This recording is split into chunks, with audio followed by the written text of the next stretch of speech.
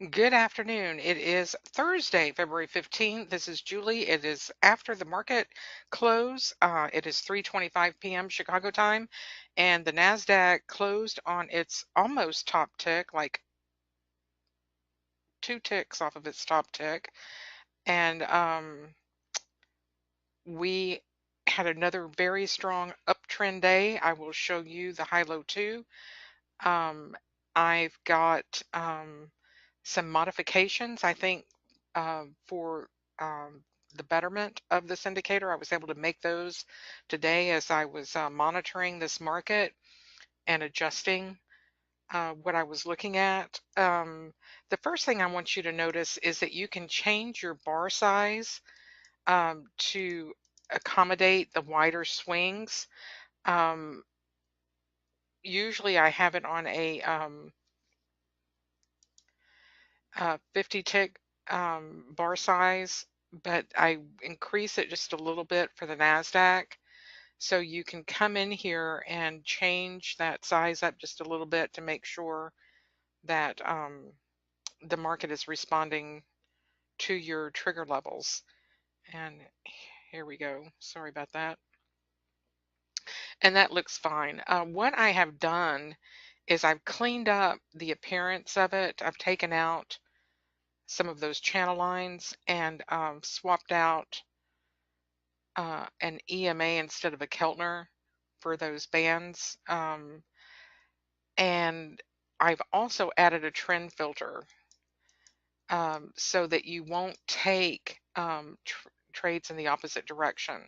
So here's what I'm talking about. Let me put this back on trigger all.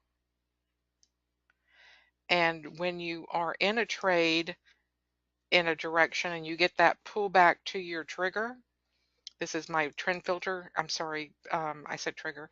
When you get a trade pulling back to the trend filter, you may not want to take that long there. So I don't want to. I want to trade in the direction of the trend. So I want to filter that out. So I'm updating the HiLo2 to provide you a trigger all trend filter. And I'm also upgrading the template to provide a trigger 4. So I will give you a signal now on another outside trigger because I've noticed that with these wider swings, I needed an additional trigger. So I've now got 4 triggers for you to choose from.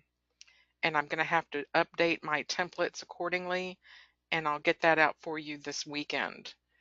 So update the templates and then get the documentation updated. So I think this is going to be a very nice addition for you, especially this trend filter. It will keep you trading in the direction of the move. And again, if you want me to give you a recap of why I use this template, this is the reason right here. You're going along in a trend and then it retraces back to the trend filter, and then it turns back around and goes back in the direction of your trade.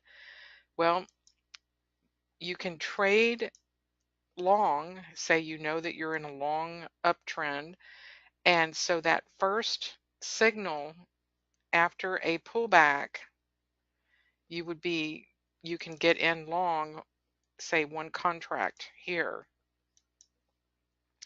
But I've got 15 points on this, 60 ticks. So that may be too much risk for you to take.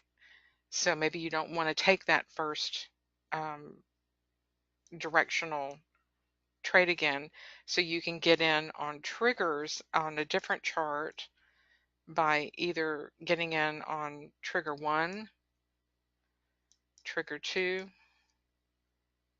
or trigger 3, and now trigger 4. So trigger 3, these did not get trigger 3s. They were fast and shallow. They got trigger 2. So that's why I use trigger all to keep me going in a move. But now the trigger all will include also this lower channel So here, this gives you more trigger choices. So here, let's look at them again. Trigger 2, trigger 3, right here. And nothing came down to trigger 4, did it? No, that was a trigger 3.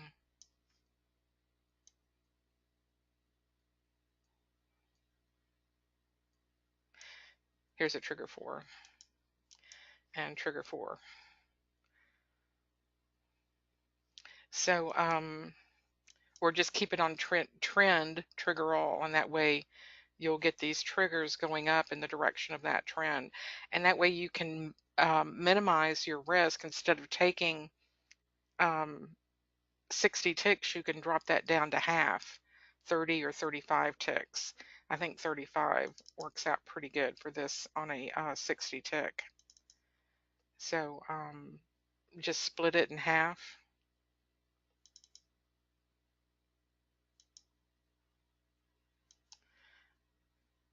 There we go. And here's your risk profile. And that way you can stay in the trade and then take your profit target when it reaches the profit target. So you would have gotten out right there.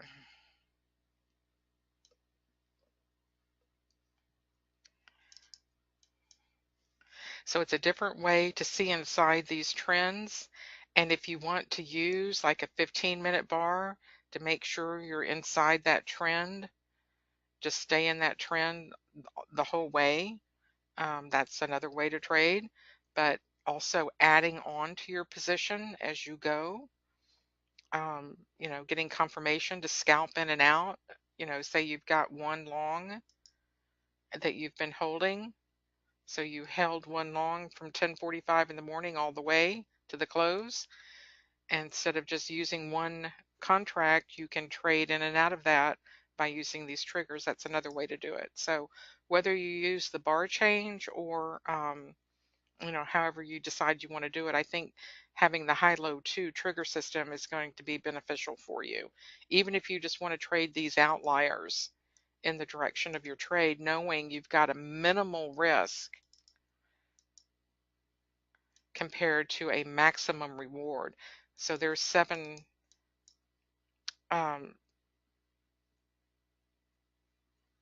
points versus 15. So I don't even think it was that much, but because that was sort of sideways, but you get the point. It minimizes the risk. So there you go. I will get that updated, the Blackbird templates, as well as the documentation, and get this out in the chart template and get this out to you over the weekend. So that's all I've got for you today. Updated the HiLo2. We're now up to version 6, a trend filter, and a new trigger 4. So I hope y'all had a great day in the market today, and we'll see you tomorrow. Monday is going to be a short day, a holiday. So because of the volatility this week, I would kind of expect to see some of that sideways movement I was warning about. We are in a choppy period, as you see, red, white, red, white. So be ready for some sideways.